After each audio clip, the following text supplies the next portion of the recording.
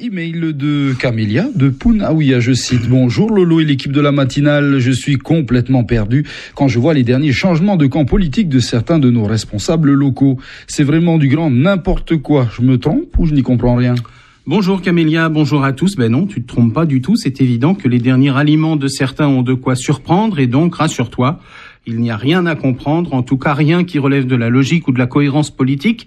Chaque jour amène en effet son lot de petites infos, plus ou moins surprenantes, nous confirmant qu'un tel rejoint le Tauera ou que tel autre soutient la majorité ou la nouvelle formation autonomiste drivée par Teva Rohfritsch, formation dans laquelle il y a déjà eu un départ, Bruno Sandras, pour des histoires de parité, et donc la belle photo affichant l'union lors de l'annonce de la création du Hatia Polinetia il y a quelques jours est déjà obsolète.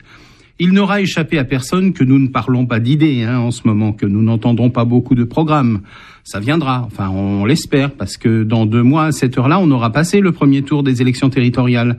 Le 25 mars, c'est la date limite pour le dépôt des candidatures, et le 2 avril, c'est le début officiel de la campagne qui est déjà lancée du fait de toutes les gesticulations auxquelles nous assistons, et il faut bien dire ce qui est, nous sommes pour l'instant les spectateurs d'une partie de chaise musicale qui n'est pas du meilleur goût, mais quelle autre image peut-on utiliser ? En effet, nous avons ceux qui sont bel et bien assis, Tavini, Tauera, Hatia Polinetia, le parti de Teiva Manutei, le Hereaya, le parti de Quito Bruno Ortega. Et puis, à la fin du signal, dans un jeu de chaise musicale, quand la musique s'arrête, il reste un couillon qui est éliminé et qui ne sait pas ce qu'il va devenir. Et c'est un peu l'impression que donnent ceux qui officiellement ne sont pas encore prononcés, mais qui en réalité sont un peu le rebut de la classe politique locale, et on pourrait même les classer en 3 catégories. D'abord, ceux qui ont de gros soucis avec la justice, qui ont tâté du Nutania. On pourrait penser qu'ils vont jeter l'éponge, mais non, ils reviennent dans la course, se présenteront peut-être ou peut-être pas, ménageant un pseudo-suspense dont tout le monde se fout, faisant des apparitions télévisées avec une posture de coq fier et orgueilleux, qui font table rase des affaires au tribunal comme si ça n'avait jamais existé, et qui font la fine bouche sur leur choix et leur soutien, en oubliant de dire que plus personne ne veut d'eux.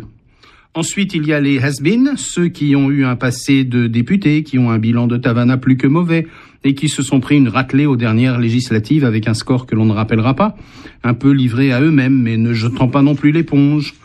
Et enfin, il y a les tristement célèbres girouettes qui, comme des petits chiens, font là où on leur dit de faire, et dont le parcours politique évolue au gré du vent, et surtout pas au gré des convictions, des idées ou des programmes. Ces 3 catégories de politiciens locaux qui se retrouvent comme des zombies, errant sur l'échiquier politique, comme du Miconia sur les plates-bandes du pouvoir, comme des Taramea dans le lagon de l'intérêt général. Et le plus extraordinaire, ou devrais-je dire le plus triste dans l'histoire, c'est que vous allez voir que nous ne sommes pas à l'abri que ces messieurs réunissent leur absence d'idées pour nous pondre une liste commune. On aura tout vu.